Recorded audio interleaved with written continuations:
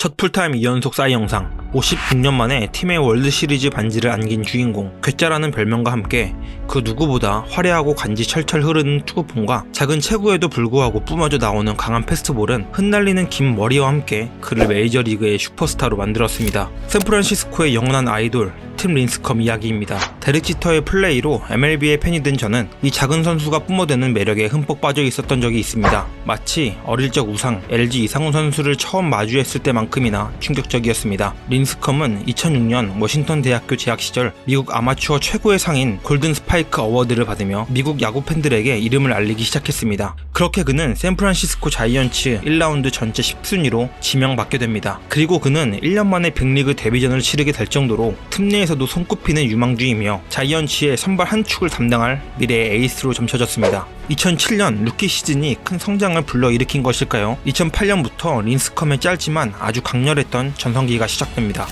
34게임 18승 5패 227이닝 방어율 2.62 FIP 2.62 WAR 7.1을 기록하면서 자신의 이름을 미국 전역에 톡톡히 새기게 되죠. 무엇보다 9이닝당 탈삼진 개수 10.51개라는 엄청난 기록으로 그야말로 타자를 압도하는 피칭을 보여주게 됩니다. 당연히 그의 싸이 영상 주인공은 팀 린스컴이었고 그의 이런 활약은 곧바로 2009년도에도 이어지게 됩니다. 2009년 32게임 15승 7패 225이닝 방어율 2.48 FIP 2.34 WAR 7.6 맥시멈일 줄 알았던 2008년 성적을 뛰어넘고 공구 시즌 역시 총 탈삼진 261개를 잡아내며 2년 연속 260 플러스 탈삼진을 잡아내게 됩니다. 그렇게 그는 메이저리그 최초로 풀타임 첫 2시즌 연속 싸이 영상 수상이라는 전무후무한 기록을 달성하게 됩니다. 당시에는 정말로 3, 4연속이 가능할 것만 같은 위력이었죠. 그 어떤 투수와도 비교할 수 없는 솔리드함을 보였습니다. 그 이후 성적은 표면적으로 아주 괜찮아 보였습니다. 2010년 212이닝 방어율 3.43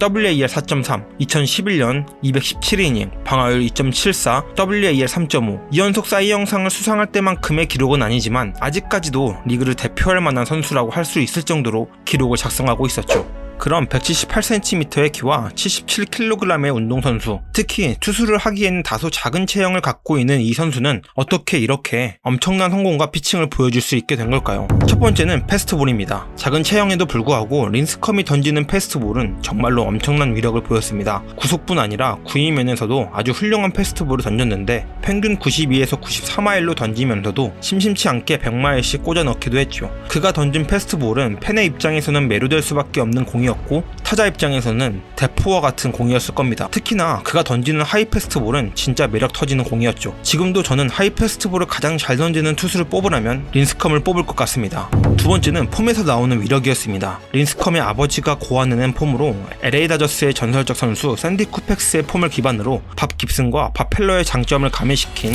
자칭 완벽한 폼이라고 설명한 이 투구 폼에서 나오는 공은 딥셉션이 아주 뛰어나 가뜩이나 빠른 공에 타이밍까지 맞추기 어려운 투수가 된 것이죠. 세 번째는 변화구의 완성도입니다. 우선 변화구를 던지는데 폼의 변화가 거의 없을 정도로 완벽한 폼을 구사했습니다. 아주 어렸을 때부터 이 폼으로 던졌기 때문이었을까요? 자신이 구사할 수 있는 변화구를 구사하는데 패스트볼과 투구폼 차이가 없었습니다. 변화구와 패스트볼의 투구폼 차이로 고생하는 투수들이 많기 때문에 이건 린스컴의 엄청난 장점이었죠. 거기다 린스컴이 구사하는 발칸 체인지업은 빠른 공과 대비되는 완벽한 브레이킹 볼이었고 많은 삼진을 만드는데 1등 공신 역할을 했습니다. 커브 역시 뛰어났는데 타자의 머릿속에 하이 패스트볼과 떨어지는 체인지업을 각인시킬 때 타이밍을 뺏는 커브로 아주 쏠쏠한 재미를 보았죠. 특유의 폼으로 높은 타점에서 휘어 감겨져 내려오는 팔 궤적과 아주 잘 어울리기도 했고 말이죠. 이런 변화구의 장점이 있어 폼이 떨어진 2013년, 2014년에 노히트를 한 번씩 달성하기도 했죠. 기본적으로 갖고 있는 장점이 엄청나게 많은 투수임에는 틀림이 없습니다. 그럼 이렇게 엄청난 재능과 완벽한 실력에도 불구하고 어떻게 이렇게까지 갑작스럽고 빠르게 져버리게 된 것일까요? 2연속 싸이 영상이라는 엄청난 괴물 투수의 몰락은 아이러니하게도 자신을 슈퍼스타의 인기와 완벽한 커리어로 만들어준 투구폼이 가장 큰 문제였습니다. 린스컴은 자신의 투구폼에 대해 이런 말을 합니다. 온몸을 쥐어짜 모든 에너지를 쏟을 수 있다. 그리고 투구폼을 개발한 린스컴의 아버지는 이런 말을 했습니다. 발가락 끝에서 손끝까지 온몸을 활용해 힘을 전달하는 완벽하면서도 가장 안전한 투구폼이다라고 말이죠. 하지만 이는 안타깝게도 사실이 되지 못했습니다. 작은 체구에서 온몸을 사용하는 투구폼은 결국 생명력을 갉아먹었고 매해 많은 이닝을 던졌던 린스컴은 결국 버티지 못하고 망가져 버렸습니다. 완벽하게 설계된 기계도 작은 부품 하나가 망가지는 것부터 시작하는 것처럼 린스컴 역시 작은 부부터 시작이었습니다. 린스컴은 투구할 때 보폭을 의미하는 스트라이드가 상당히 넓은 선수였습니다. 보통 투구폼의 스트라이드는 자신의 발 크기 기준 5발에서 6발 정도로 던집니다. 하지만 린스컴은 자신의 키보다 넓은 232cm, 8.5발 넓이로 던졌습니다. 그리고 작은 키에서 넓은 보폭으로 던지기 때문에 필연적으로 내려갈 수밖에 없는 릴리스 포인트를 보완하기 위해 어깨와 몸의 각을 180도까지 벌려 완전 삼각을 만들어 던졌습니다. 라이크 투석기 같은 거죠. 그래서 그렇게 넓고 높게 던질 수 있었던 거죠. 이런 극한의 신체 사용은 결국 자신의 신체 관절을 빠르게 소모시켰고 2007년부터 5년 동안 2번의 포스트 시즌을 포함해 1064이닝을 던짐으로써 그 속도를 엄청나게 가속화시켰습니다. 거기다 이런 엄청난 이닝 소화로 인하여 체력이 떨어짐에서 오는 미세한 밸런스 틀어짐, 하체가 앞으로 넘어오는 만큼 빠르게 상체가 넘어오지 못함에서 나오는 어깨와 팔꿈치의 씹힘은 계속해서 누적되었고 결국 팔꿈치, 어깨, 고관절 부상까지 온몸의 부상의 악령이 찾아오게 됩니다. 보통 야구를 많이 보는 분들은 이런 말씀을 합니다.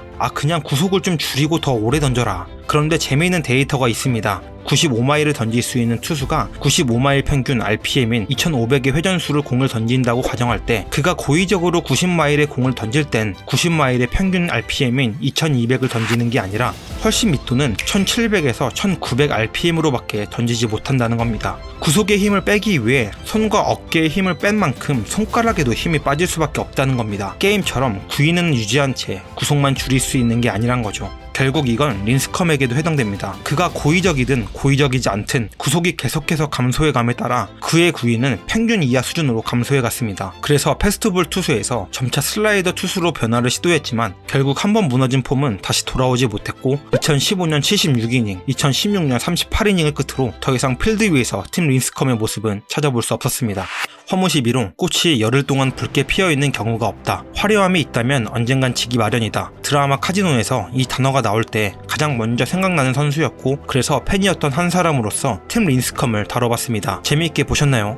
그리고 MLB만 보시는 팬분들이 계시다면 한번 하나의 인사는 투수를 지켜보시면 어떠실까요? 정말로 린스컴과 굉장히 유사한 투구폼을 지니고 있습니다. 키와 체구도 정말 비슷합니다. 178cm의 키와 다소 마른 듯한 체형이죠. 공의 구위도 상당히 좋은 선수입니다. 별명이 칠스컴일 정도로 팬들 사이에서는 이미 린스컴과 비슷하다고 정평이 나있죠. 1999년생으로 아직 어린 나이이고 가다듬어야 할 게 많은 투수이지만 정말로 괜찮은 투수입니다. 한화에 문동주, 김서연, 김범수 등 포텐이 좋은 투수들이 정말 많은데 저는 이 투수가 가장 주목되더라고요. 스토리도 정말 응원하고 싶은 선수인 게 육상 선수로 입단해서 방출당한 후 2021년까지 독립야구단에서 야구를 하다가 다시 프로가 된 케이스입니다. 팀 린스컴의 향수를 느끼고 싶으시거나 매력 있는 투수를 찾으신다면 한 번쯤 경기를 챙겨보시는 것도 좋을 것 같습니다. 다음에도 즐겁고 재미있는 스포츠 이야기를 드리고 찾아오겠습니다.